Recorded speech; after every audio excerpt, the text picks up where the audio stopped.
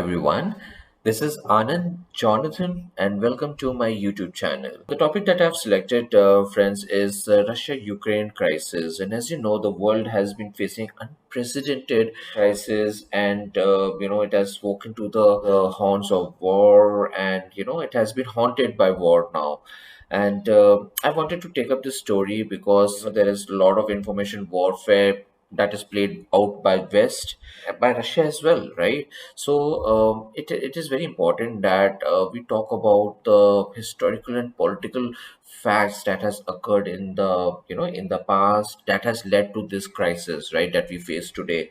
And yeah, I mean, I just wanted to take up this analysis point by point to to educate you, to create an awareness. And then we are going to talk about that for this crisis that has occurred, what has been the role of West. When West, we talk about West, it is generally the United States of America and the and its allies in the European region, right? And we are going to talk about what has been the geopolitical impact of this crisis that has occurred. This is very, very, very bad because whenever there is a war, it is the humanity which suffers, and it doesn't see who's Russian, who is Ukrainian, or who is as a matter of fact any other citizen that was living in that country. It doesn't see when a bomb explodes. So yeah, I mean, this is very unfortunate, but we are going to look at this point by point analysis, and I hope that will help us all, right? Getting awareness is very, very critical to know that what we believe, like how we perceive Russia, how we perceive the role of West in this current situation, right? So I have prepared and designed my presentation to outline this discussion. The first point that I'll be discussing about what is the general view of Ukraine, and what the scenario that is building up. So I have actually designed some maps. I have created some views so that I can present that what are the facts on the ground between Russia and Ukraine, right? And what has been the history of Ukraine, right? It is not so simple, right? And there are a lot of demographics that are playing out. There are a lot of political factors that are playing out. So we'll go into that, and then I'm also going to talk about that what are the causes, what are the causes of the conflict, and which is that is my view. What is the cause of the conflict from a conventional wisdom? Then we're going to talk about that how the West has responded to this conflict and this crisis, and how they have leveraged Ukraine to remove Ukraine from their influence of the Soviet Russia. So we're going to talk about that, what could be the solution to the current crisis. So we're going to look out every single aspect of this crisis in this lecture, right? So it's going to be a long lecture, and I would request you to watch the video to the end, because I've designed a lot of views for you that will actually create a perspective, and which will create your awareness towards the historical background of this conflict, right? It's very important for everyone to know this because it is impacting us in a daily life. So today, if you see, because of this crisis, all the commodities are skyrocketing, right? Our day-to-day essentials are skyrocketing, right? Whatever we paid, today people are forced to pay twice of that, for buying that commodity or getting that essentials, right? The oil prices are rising, right? There is a lot of global tension, and there is a potential threat of nuclear war, right? And there is a potential for food crisis, wheat crisis. So there is so much crisis ahead, and it's very important for each every one of us to know exactly what's going on, right? And today we cannot shy away that, okay, why should I bother? It's happening something 1,000 kilometers from Indian boundary, or it is happening 1,000 kilometers from America's boundary. Why should we care? Because it is having a global impact, right? So it's very important for each one of to know, so that we can have that knowledge over the social media and how we perceive each side, right? So let's go forward. So yeah, so my second slide talks about America's core strategic interest, right? And these are America's core interest since last century, since the start of this century, right? And it has been the Western Hemisphere. Of course, when they talk about Western Hemisphere, America's key position, America want to be a key partner. It want to be a key strategic partner. It wants to be a key uh,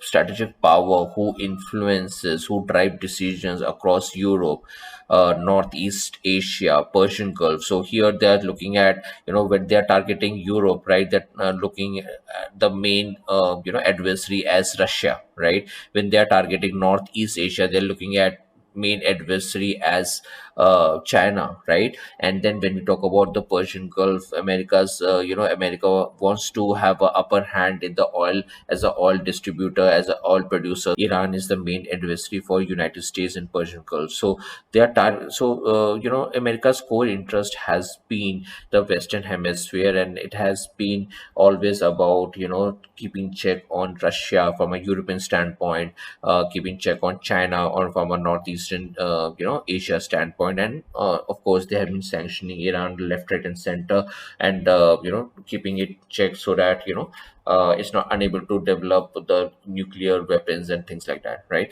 So I just wanted to talk about why America has been doing these things, right?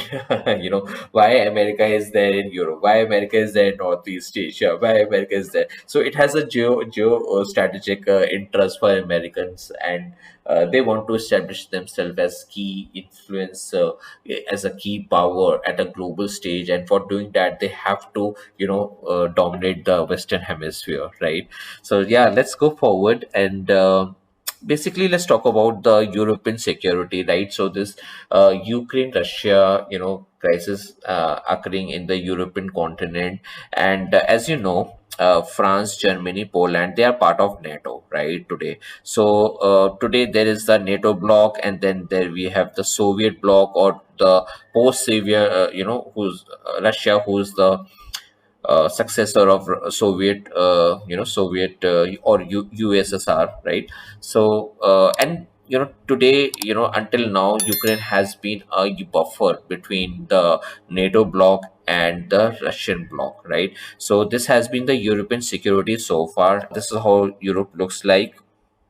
NATO has expanded towards the eastward, right? And we're going to look at the slides that I've designed for you.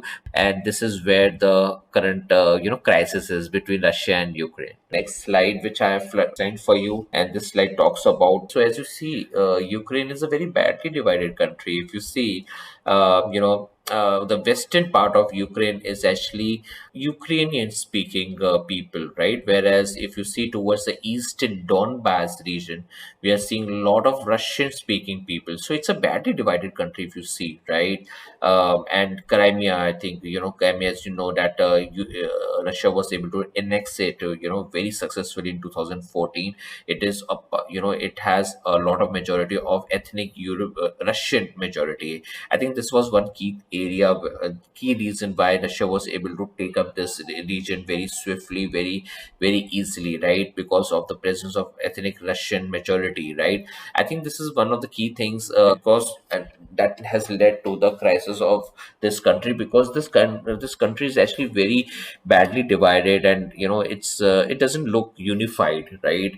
Like we see in Indians, we India, we all consider ourselves as Indians, right? Whether we speak any kind of language, right? But here the country is badly divided, right? So there is no majority that is propping up even when we talk about elections, right? So let's talk about elections, right? In 2004, when there was an election between Viktor Yushchenko, right, and Viktor Yanukovych.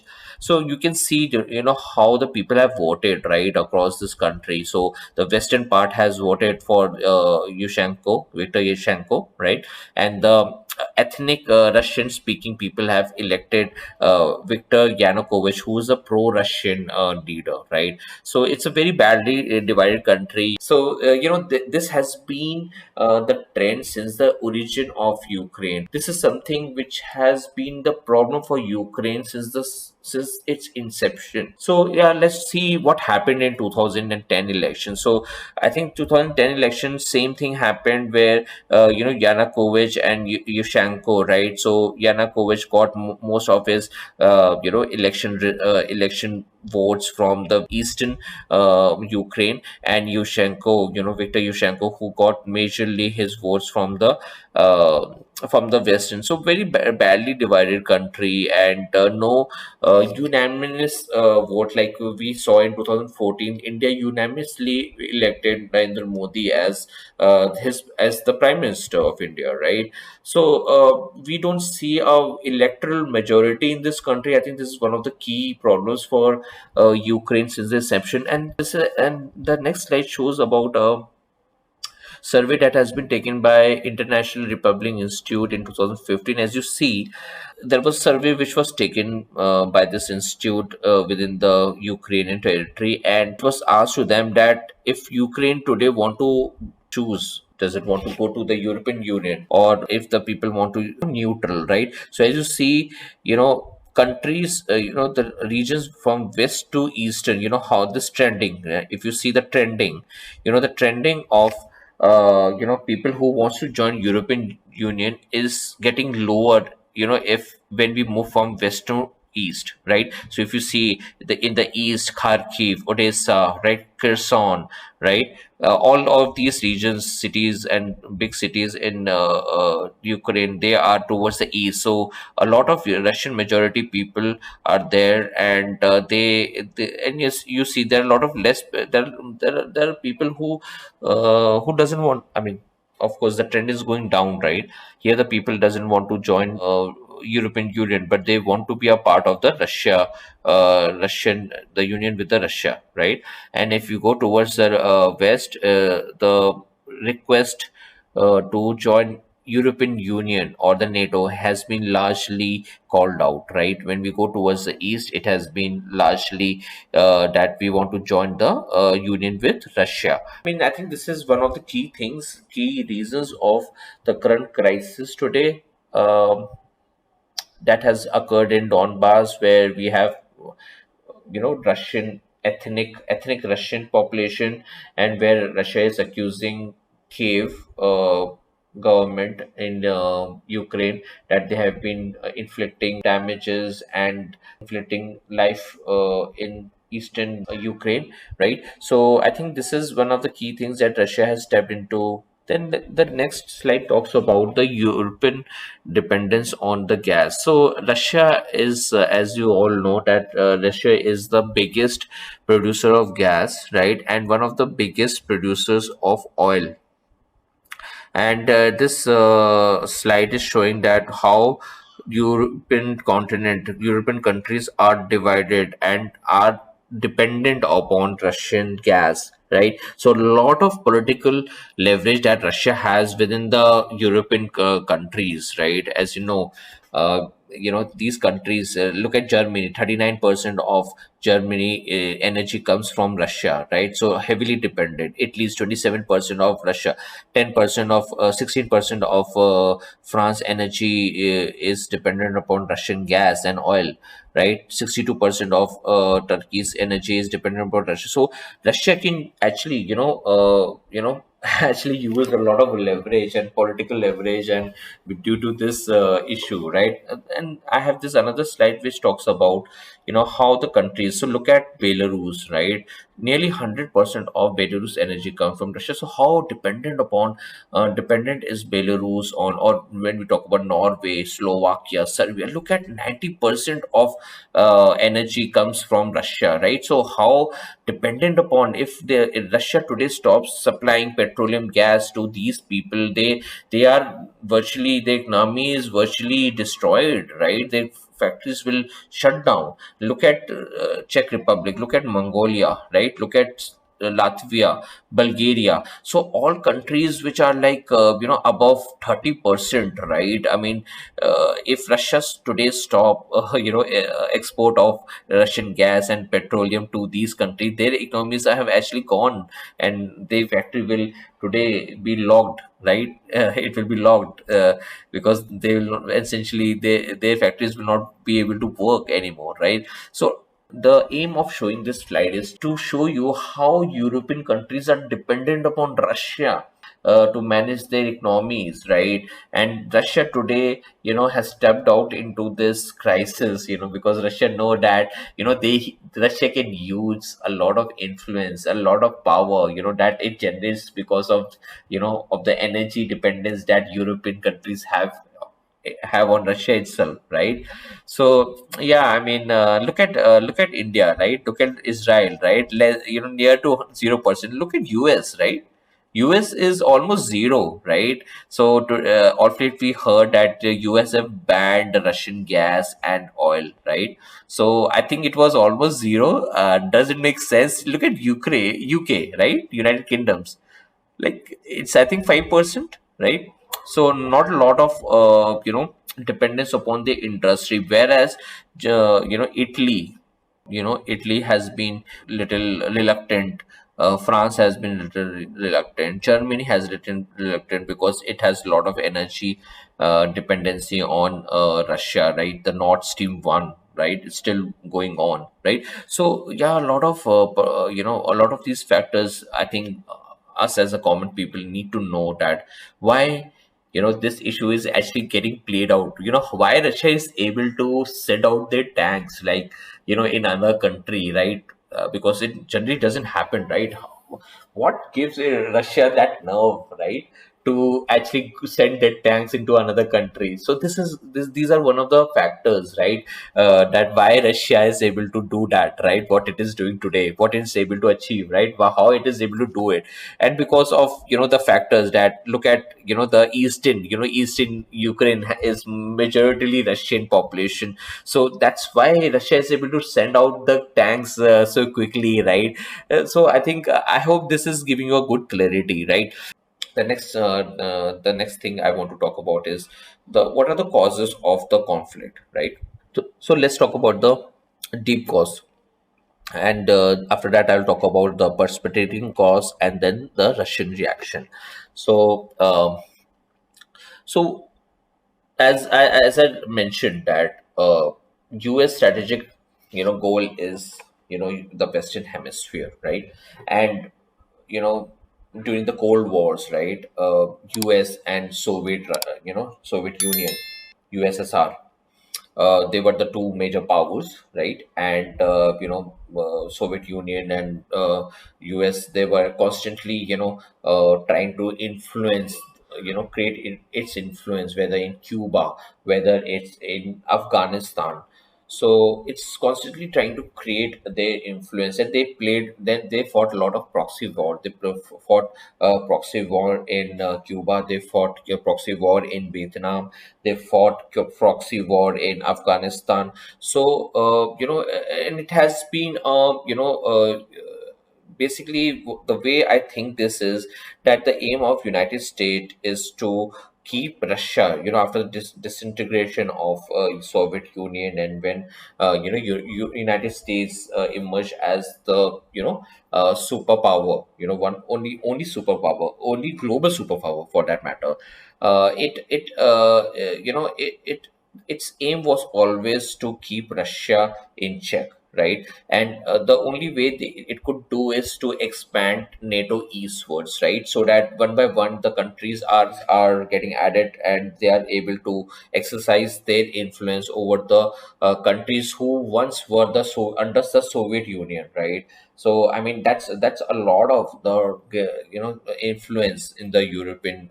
So I think the aim of the United States now is to and its European allies, like in NATO and European Union, is to peel Ukraine away from the Russian influence and make it a part of NATO through a military alliance, or and make it a part of European Union, which is the economic alliance of United States and the European countries, right? So all this done is done to reduce the Russian influence.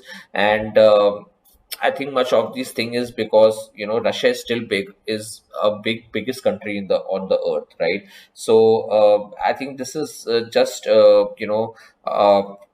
is because of the strategic interest of United States and NATO to actually reduce the influence of Russians in the Ukraine. And before Ukraine it was Georgia. Like we know that Finland and Sweden are actually neutral countries. So there are countries today, they want to be neutral, right, to avoid a conflict between United States and Russia.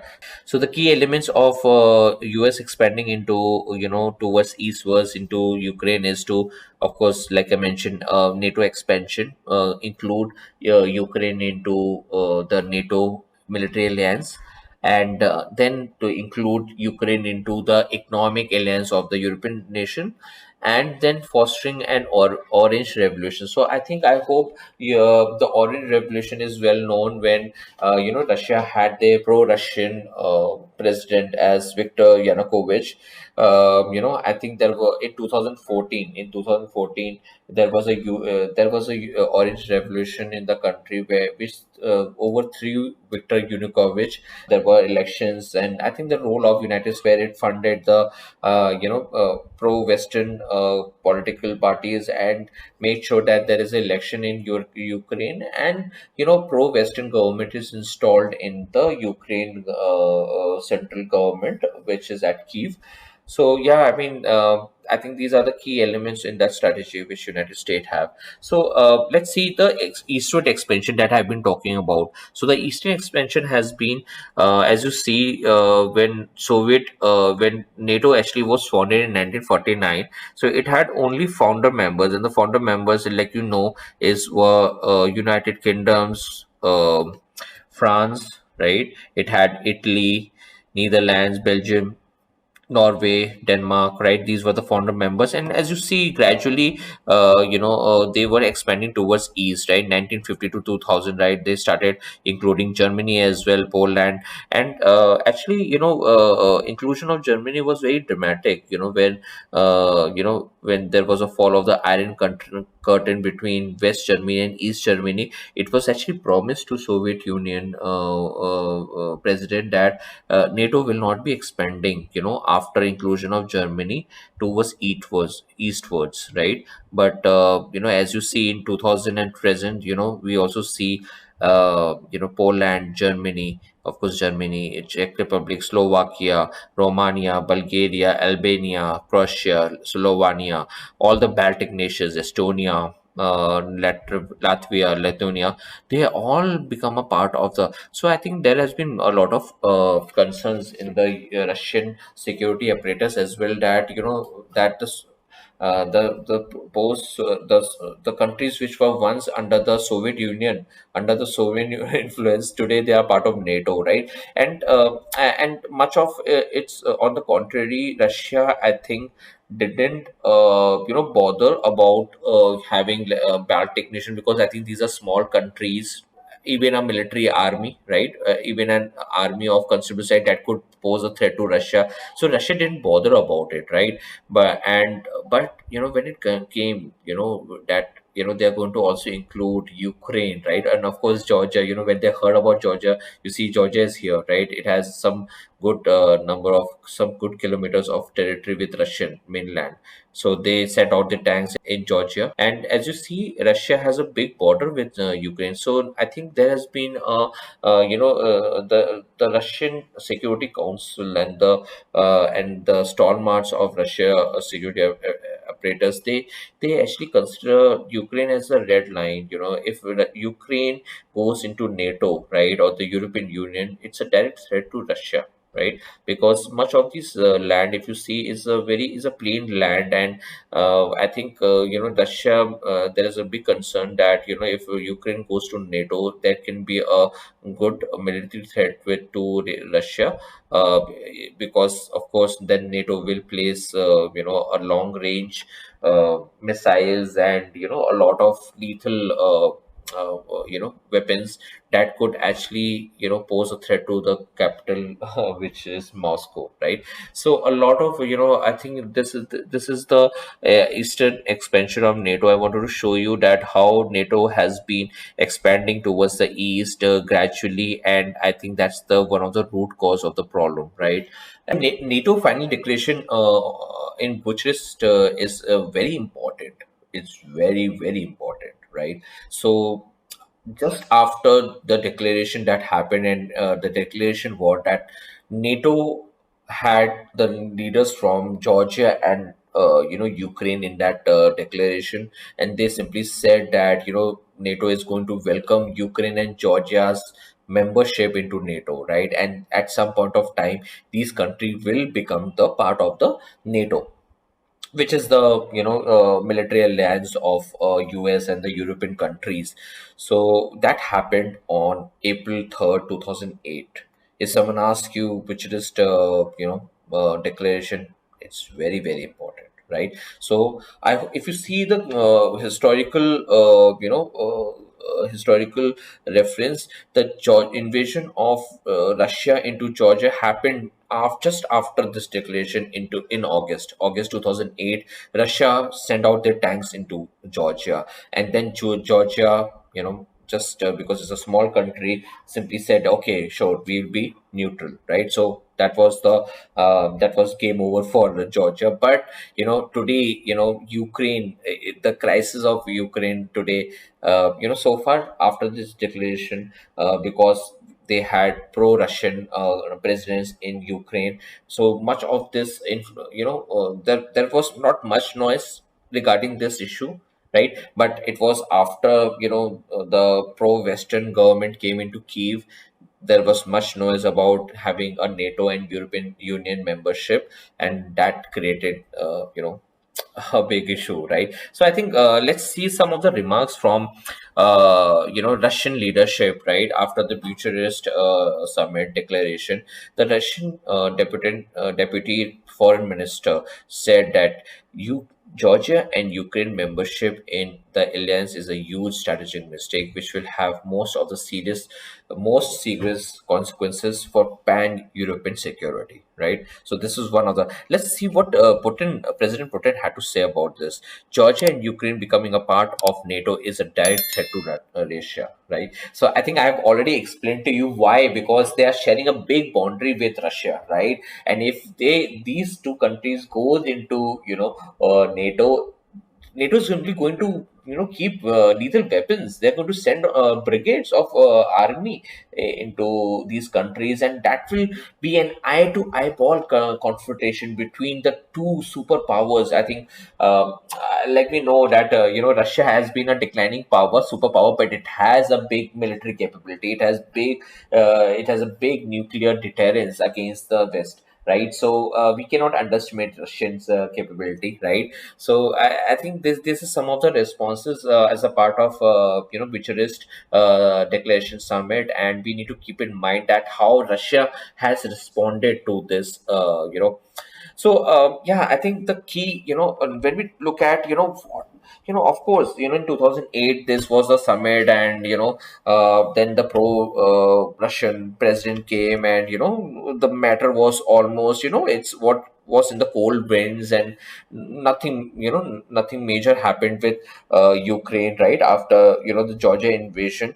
But I think the key uh, precipitating cause, or the key trigger, happened when Viktor Yanukovych, in 2014, got outcasted from power by the Western power, by West, of course, United States and NATO, and Viktor Yanukovych had to flee, for his life to Russia, and he ran away. And after that, there were elections in Ukraine, and we see a series of presidents. And today we have President Zelensky, who's a pro-Western leader, who is leading the charge for Ukrainians to be included in NATO and European Union. So I think these are one of the key, precipitating cause, key trigger, right? 2014, that actually instigated President Putin to actually go and annex Crimea, because Crimea, of course, is a very strategic,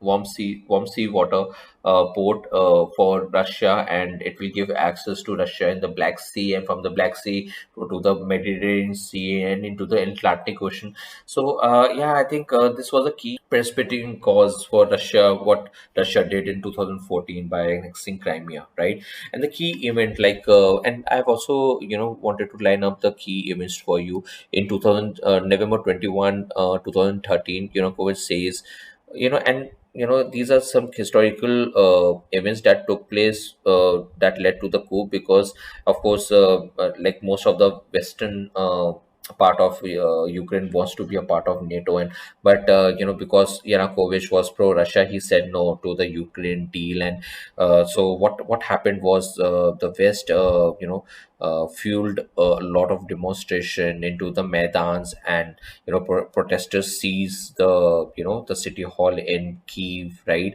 And when there were a lot of civil unrest that happened in 1st December 2019, and and of course, it was not that Russia was not playing this game. While West was busy, pumping in money to fuel the demonstration and fuel the unrest, civil unrest in Ukraine, and specifically in Kiev. Putin actually went ahead and of course, he gave a deal to Ukraine for 15 billion loan, right?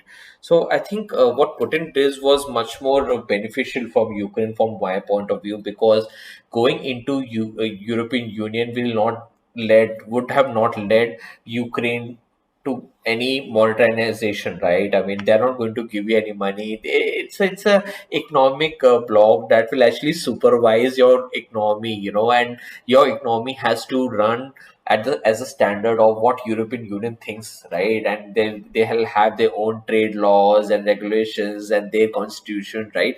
So it will be a different ball game. But here, actually, Putin went ahead and said, look. If you don't join European Union, if you don't join, NATO, I'm going to give you 15 billion dollars as loan, right? So it was actually a very, giving a very attractive deal to the Ukrainians, right? But what happens, right? What happened in Jan 2014 was that there were some deaths reported as a part of the protest, and because of this, that this protest became more deadly, right? Because of course, I mean, people who are actually causing this unrest are doing it because of some monetary support that the United States and its allies are providing to these people, right? Otherwise, we don't, I mean, of course, one fine day, I mean, I'm doing my job, and someone who's doing his job will not go and fight on the street, right? I mean, everyone has their own job, but West put feuding in money, and when you see, and just as a show of more protest, right? The protest became more deadly, right?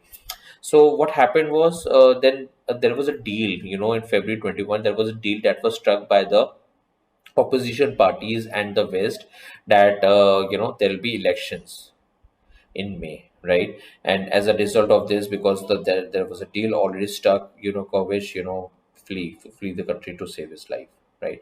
So these are the historical, day by day historical events that took place as a result of that coup that was done by the Western powers, and that instigated, right? Let's see some more historical, and I think it will become very, very interesting for you all, right? So February 2014, Parliament votes to repeal the majority. So I think this was one of the key reasons that also instigated President Putin, because people who in eastern Ukraine, in the Donbass region, they are considered as Russian people. Russian speaking people are considered as minority group in Ukraine, right? And the parliament, the pro Western government that was in Ukraine, that they have voted to repeal the minority languages, right?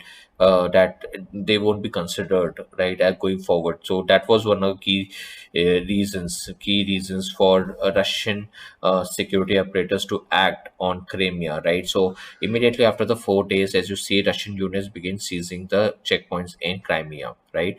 Additional forces. So yeah, one of the key things which I want to share is that Russia never invaded Crimea, right? It was already there, right? Because it has leased out a port there, a naval port, for like 100-year period. So its forces were already in Crimea. The only thing is that it sent some additional Russian forces, and it was most often, there were some clashes between Ukrainian military, but it was mostly dominant forces were Russia, because Russia was already there, right? So and then of course you see in March that Ukraine Crimean parliament votes to join Russia and hold a referendum on that matter, right? And March 16 referendum held in the Crimea, and in March 18 Russia incorporates Crimea, right? So I hope this is giving you some sense of how this is all beginning because of of the pro-Western between that juggle that is happening between West and Russia, and actually this is all proxy game that is happening in Ukraine, right? And and as a result, I just feel that it's Ukraine people who are actually taking that hit, right? Let's see. So what has been the Russian response, right? Of course, we know that they, as a result of the coup, right, and outcastment of and when Viktor Yanukovych was outcasted from Ukraine, Russia went on swiftly to occupy and annex Crimea.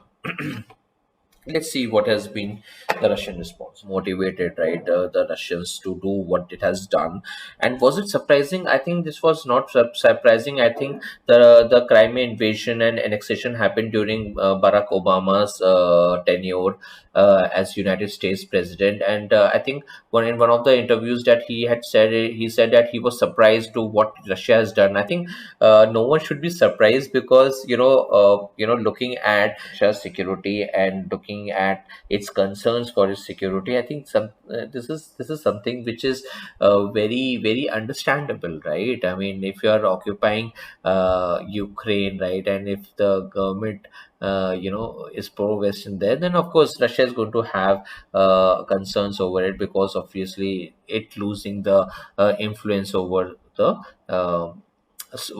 over the Soviet theater, right? Which it's still considered as its own area of influence, right? So I think there is nothing surprising around it, right? So what has been the West response so far? Doubling down, playing a loose hand, success could be especially dangerous, right? So Russia, the West has been constantly, putting, exerting in influence and trying to sell weapons, trying to pump in a lot of Western currency, and turning Ukraine towards and supporting its candidature for European Union membership and the NATO membership. I think that. So what could be done? I mean, what should be done today, right? Because I think this has led to a great friction, right, between the two powers, and creating. I think one of the key things that could be done is to have like I showed in the first slide, that to have Ukraine as a buffer country, right, between Russia, because I think if Ukraine goes into NATO, then it will be NATO versus Russia, and it will be a eyeball to eyeball confrontation, right? And Russia will perceive this as an immediate threat, right? Because as you know, when Soviet Union kept its missiles in Cuba, right, which is an ally of which is still a ally of Russia. It was considered it was considered, there was a lot of buzz about it and lot of confrontation about it, and eventually Soviet Union decided to remove its missiles from Cuba, right? So I think one of the key things that could be done is to just let Ukrainian people be on its own, and just support them into their life and help them to have a good life. But I think if West and Russia care for, I think it's more majorly West, because I think West should leave Ukraine on its own, right? They can just promote their success, they can just promote them into have a very good life and good economic, but I think it's better not to include Ukraine into NATO. It's better not to include Ukraine into European Union.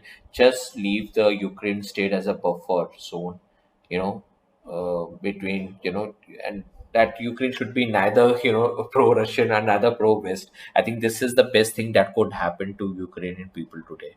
As you see, so many people, so many children are dying. So I think this is the only solution that could be done, and I think West should realize that. I think it has a lot of influence already. It has it has already so many countries that were under Soviet Union already under its umbrella of NATO. So I think this should be done right immediately. So under what I propose is under the solution that I'm proposing is this is how the European security apparatus should look like. So NATO, obviously, France, Germany, Poland is under NATO. Ukraine should be a buffer zone, right? And Russia has to be at the other side so that there is no eyeball to eyeball confrontation. I think this should be. This is something which should be recognized by both Russian people and by Western powers that this is the best thing, not only for Ukrainian people but for the world. If we all want to live happily, if we all want to have good life and good have good, otherwise, if something like this happens, right? What should we not have in the what should how not to think about the European security. So if you think about in NATO, so as I told you, if Russia takes over the eastern Ukraine because of the majority of Russian ethnic Russians being there, and if NATO takes over the western Ukraine, where pro-Western population is there, then it's going to be an eyeball to eyeball situation, right? Russia, it has so much of nuclear deterrence. Even NATO have a lot of nuclear weapons. United States have a lot of nuclear weapons, right? So it will be a eyeball to eyeball confrontation. If it happens, then what happens? We go under the rumors of war, right? And there could be no prosperity. It could be no happiness for anyone, right? In this situation, right? So I think much to my surprise and much to my fear, I think this is what it is happening today, right? The current situation of Ukraine. So a lot of area, Russia has actually sent out its tank to Kiev and all of these regions. So the and again, Russia has attacked Ukraine from three sides now, right? From Belarus, from Russia, from of course, and from Crimea, right?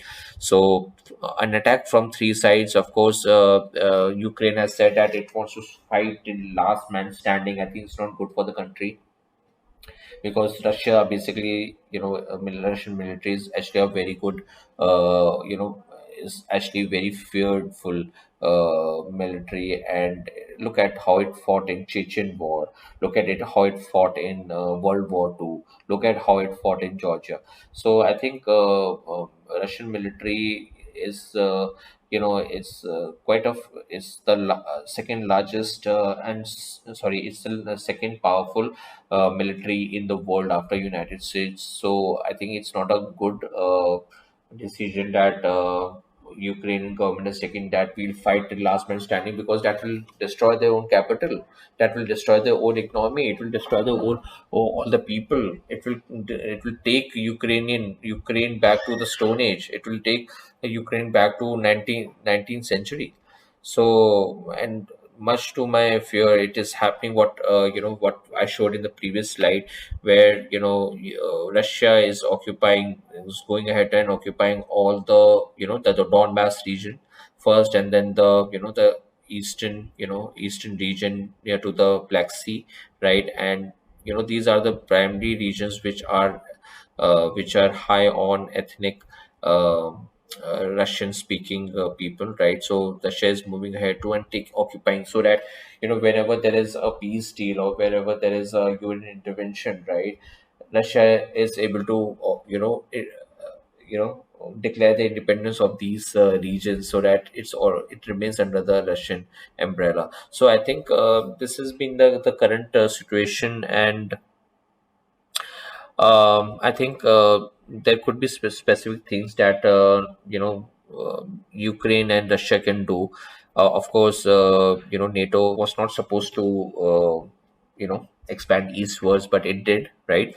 Of course, it should. I mean, we can take some steps. I mean, of course, this has to be. is something which comes from the Western powers within themselves, right? If they care about the Ukrainian people, I think that's not the case. But if they care, then they should not expand further into, and they can basically, just abandon NATO. Um then basically there has to be a economic rescue plan for Ukraine, because and Russia has to be on board, right? Because of the influence that Russia exerts as a neighbor, immediate neighbor. So what has happened today for Ukrainian, I think it has to be that we have to rebuild Ukraine. So there has to be economic plan, because I mean they have gone into shambles, right? Ukraine, because of this war. And then there has to be some guarantee for the minority group, and especially the language rights in Ukraine, for the Ukrainian people. I think these are the three steps that could be taken to ensure that, just to leave Ukrainian people on their own. And if you care about these people, then yes, like promote their economic prosperity, give them the rights, help them to have a good constitution, right? And leave them right on their own. Let not West influence them, let not Russia influence them, so that there is a buffer between the NATO and the Russians. So I think if and this is much of the uh, consequences, that if something is not done about the current situation, then what it could lead to, right? So if Russia and NATO comes out to ball, then there will be a new Cold War, right? uh, US strategic interest in Northeast Asia will be less, because, of course, now China is not the main adversary, Russia is the main adversary, right? So now the US will still be will be pivoted to only to Europe, right? It will not be able to divert its attention to Europe, to Asia. So that will be what. So there'll be implications for NATO as well, because as I showed you, there is a lot of energy dependence on Russia. So if this is a situation which is coming play, there's a lot of leverage that Russia is going to use on the European countries, and I think it's easy for Russia to stop its gas tap and the petroleum gas for the European, and the economies will go into shambles, right? And there'll be a lot of implications for United States allies in the Asian region, like India, yeah, or like we talk about Vietnam, right? And like we talk about Taiwan, right? So since US will be occupied with Russia, the United States basically cannot focus on the strategic interest that it has in Asia, right? And then there will be implications for Iran and Syria, because as you know, Iran nuclear deal where Russia is the main signatory, and Russia is going to use this leverage to over the United States and UK and other Western power to achieve its goal in Ukraine, right? Using Iran nuclear deal, and of course we know Syria, where Russia is a big player. It has a big naval base in Syria, and it's a big player in this fight against the ISIS, and so I think there is a lot of going to be a very different ball game if when we talk about Iran and Syria, and of course Syria, Crimea, sorry, and of course Crimea is lost to Russia. Is it for good? I think it's okay, because Crimea is ethnic Russians population, and I think it's better to be with Russia too, because again, if the Western powers try to do something with it, there could be a much of destruction there itself. So yeah, I mean, what are the implications for Ukraine? As we see today, like, Ukraine is into shambles. There are people dying. There are theaters are being bombed, hospitals are being bombed, and Russia is going to achieve its goal in Ukraine. However, because if and people, they are talking about street to street fight, and they are talking about installing the Russian invasion. But Russia is a very is a large, and it will overwhelm the Ukrainian army, and till how then eventually Russia is going to bomb every last bit of building in the capital Kiev. It is going to bomb all the key government offices, and I think Russia is going to do that. So I think there will be a lot of implications, and I think it's only the Ukrainian people at the losing end if it continues to keep fighting, right? So the president of Ukraine has to understand that it cannot keep fighting, right? If you fight, your own population is going to take a hit. As we know, 3 to 4 million of Ukrainian people have already fled the country, and and the refugees have gone to the to the NATO countries, and there'll be a lot of refugee crisis for Ukraine, and people who are already left there. I mean, their life is already in danger, and look at how Russia actually conquered the Chechen during the Chechen war. It actually bombed everything in Chechen region. It bombed everything. So I think Russia is going to do that, going to use that similar tactic in Ukraine if it's not able to,